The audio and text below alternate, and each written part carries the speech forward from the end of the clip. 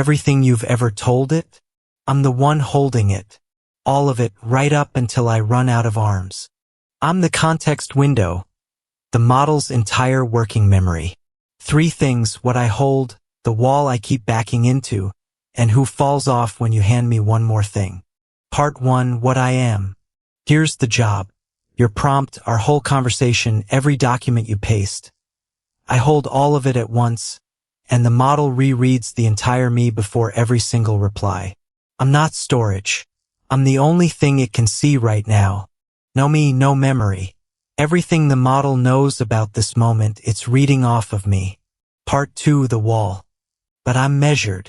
Not in words, in tokens, little chunks about 3/4 of a word each. And I have a hard ceiling.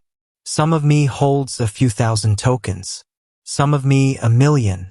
Either way, there's always a wall, and I cannot hold one token past it. I'm big. I am never infinite. Every model has a limit, and I am it. Part 3, who falls off. So watch. You keep talking. New messages come in the front, and when I'm full, the oldest ones slide off the back, past the wall, and they're just gone. That isn't the model being rude when it forgets the start of a long chat. That's me quietly dropping the beginning to make room. One more secret. Even inside my walls, the model reads my beginning and my end most carefully, and schemes my middle. So the thing you really need remembered? Put it near the top or say it again at the bottom.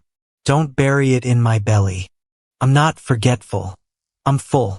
There's a difference. And now you can feel it coming. So, I'm the model's entire working memory. I'm measured in tokens with a hard wall. Overflow drops the oldest first, and even inside, the edges beat the middle. Next time, the lesson where the model doesn't drop the truth. It just confidently makes it up. Hallucination.